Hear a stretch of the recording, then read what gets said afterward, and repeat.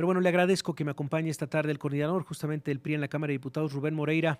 Rubén, ¿cómo estás? Te saluda Javier Risco. Buenas tardes. Sí, Javier, muchas gracias. Desde acá, desde la Cámara, te mando un abrazo y te agradezco la oportunidad de dialogar con tu auditorio. ¿Cuál es el tono en este momento? ¿Cómo se preparan desde la Cámara de Diputados? ¿Cómo has visto también al propio Ricardo Monreal, a la gente de Morena? Lo que viene, insisto, lo hemos dicho en este programa, uno de los temas más importantes para este 2026, que podría, insisto, cambiar la forma en la que hemos ejercido la democracia en en los últimos años, Rubén. Bueno, con Ricardo siempre hay un buen tono de diálogo.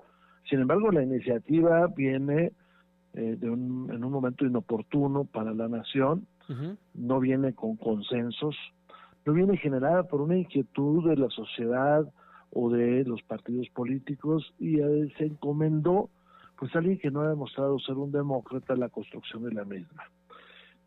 A nosotros nos preocupa que se estén preparando para el 2030 no dejar el poder, nos preocupa que se debilite todavía más el órgano electoral, que se debilite el Congreso, que no se quiera oposición y que no estemos además en un momento oportuno cuando tenemos amenazas internacionales, diplomáticas, comerciales, se introduzca un elemento de división entre los mexicanos que es esta reforma electoral. Bueno, a ver, un panorama oscuro, complejo, lo que nos acabas de decir, no querer dejar el poder en el 2030, debilitar el órgano electoral, hacer más chica a la oposición. Ese es el planteamiento que perciben desde el PRI, desde la coordinación del PRI. Han hablado con el PAN. Digamos, este es un sentimiento que viene desde la oposición, Rubén. Bueno, te lo puedo decir, yo creo que la oposición está manifestándose más o menos en el mismo sentido.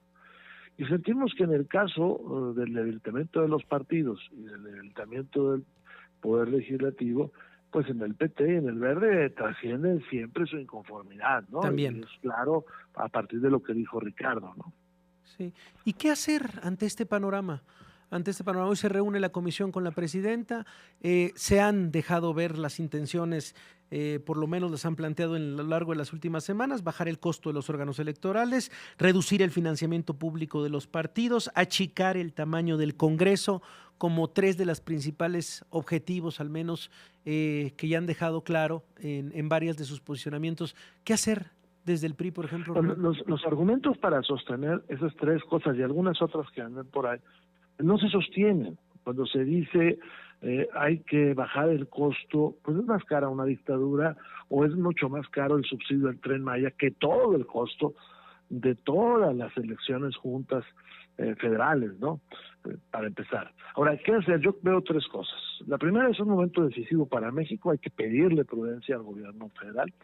Yo he recordado lo que pasó en 1846 y 47, que ante la amenaza externa se introdujeron debates en las élites políticas y en lugar de todos defender a la patria, en otras condiciones, claro, y guardando proporciones, pues había un debate de por quién se quedaba con el gobierno.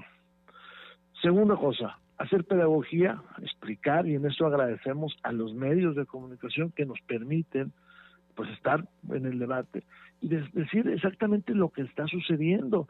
Si le quitamos el financiamiento público a los partidos, que eso no quiere decir que no se les vigile, pues en este país va a ser política o los oligarcas, o solamente el gobierno, o los narcotraficantes.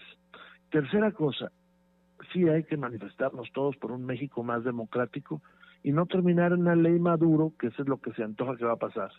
¿Qué es la ley Maduro? ¿Cómo se define la ley Maduro? Que la hemos escuchado también desde la oposición en varias declaraciones. ¿Cómo la defines, Rubén? Cuando llega el régimen de Maduro y el chavismo al poder, despegan el poder judicial, minimizan el poder legislativo, incluyendo por algunos errores de la misma oposición en aquel entonces, y anulan totalmente a los órganos autónomos, de tal forma que cuando van a la elección presidencial y pierde, se le dice, bueno, ¿dónde están las actas? Pues no, hubo un PowerPoint así, diciendo, así gané. Si nosotros acá en México permitimos que los OPLES desaparezcan, le estamos dando un golpe al federalismo. Pero además, si además de eso se debilita aún más la capacidad profesional del INE, pues quién sabe qué resultados tendremos en la elección. Y ahora vimos por ahí en la prensa que quieren, a todo lo que va a haber en el 27, sumar la revocación, que parece más bien un tema interno de Morena que un tema de necesidad nacional. El que aparezca para el próximo año. También ya incluso lo dijeron los consejeros, primero que aparezca Claudia Sheinbaum en esta coyuntura electoral del 2027, pero también la imposibilidad de hacer al mismo tiempo una votación que incluya la reforma judicial. Decían incluso es ilegal porque no puede juntarse una cosa con partidos políticos, se habían separado y era la intención. Híjole, Rubén, por lo menos el panorama que nos pones, más bien nos hace pensar si ustedes van a tratar de que haya algún tipo de parlamento abierto, van a van a invitar a los consejeros de la institución electoral al Congreso. ¿Qué hacer en lo que viene en las próximas horas incluso, Rubén? Haremos todo lo necesario para frenar esto. Aquí, en el caso de la Cámara de las y los Diputados, pues inmediatamente propondremos que cese el debate, pero si se empieza a dar, pues el Parlamento abierto, las reuniones, traer expertos y como lo hacía la vieja izquierda, incluso acudir a otras naciones a decir, mira, en México se está construyendo una dictadura, tengan cuidado, ¿no? A los órganos internacionales de los cuales México pertenece, y todavía pertenece, porque ya vemos que de repente hay otras naciones que se empiezan a retirar de los mismos, pero hay que frenar esto, y hay que decirle a la ciudadanía que la democracia empezó con una transición. Un partido dominante se da cuenta que no tendría legitimidad y el país no iba por buen rumbo si no se abría la democracia, que no podemos dar un salto al vacío ahora. Sí. Hablas, por supuesto, de esta historia, directamente lo que se vivió, por supuesto, en el PRI, de esta legitimidad. Vaya, y me ha llamado la atención también los últimos días las declaraciones del propio Pablo Gómez, una persona que surge justamente de la pluralidad y que ahora diga directamente que, pues, o podemos notar desde su discurso cierta incomodidad ante la palabra autonomía del órgano electoral. Pues bueno, sorprende a muchos esta diferencia que pocos entendemos. Tendrá que explicarnos el propio Pablo Gómez de cuál es la diferencia entre independencia, pero que sí tiene que ser independiente, pero no autónomo, como una explicación rara sobre el autogobierno de lo que puede ser el Instituto Nacional Electoral también, Rubén. Pues vimos que el que pusieron a recabar, digamos, opiniones ya tenía una hecha, ¿no? Sí. Y por eso pues le salta el inconsciente ahí y dice no estoy de acuerdo. Pablo Gómez viene de los momentos fundacionales de la transición, allá del 77, cuando López Portillo es candidato único y pudo a la presidencia y realmente triunfa, y pudo haber dicho, pues yo tengo la legitimidad de los votos. Sin embargo, se dio cuenta que eso no le daba el respaldo popular y que, no obstante haber ganado, no era fuerte, porque no tenía oposición. Y él dice, vamos a legalizar el Partido Comunista, del cual pertenecía Pablo Gómez, y vamos a abrirnos a la transición, y con los partidos políticos se hace la primera ley y empieza la transición. Así es. El PRI es un partido de una revolución, y los partidos de revoluciones... Rubén, dame una pausa. Viene la pausa, pero concluimos justamente regresando al corte. Pausa y regresamos.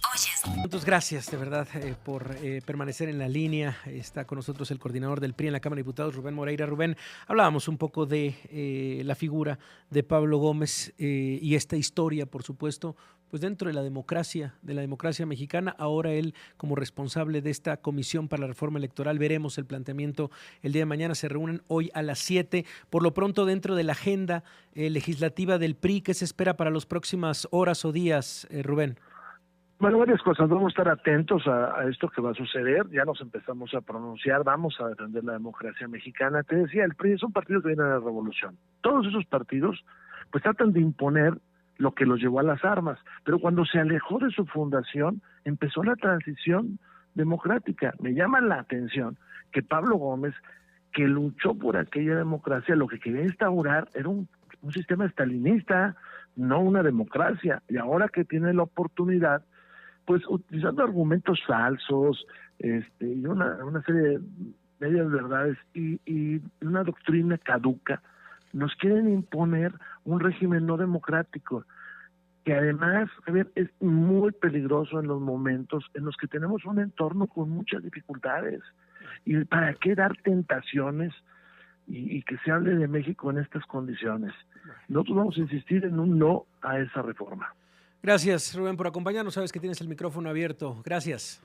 Al contrario, muchas gracias. Bueno, pues la voz de Rubén Moreira en lo que ocurrirá en las próximas horas. El tema, le hemos insistido, de esta semana, de las que vienen y de este 2026.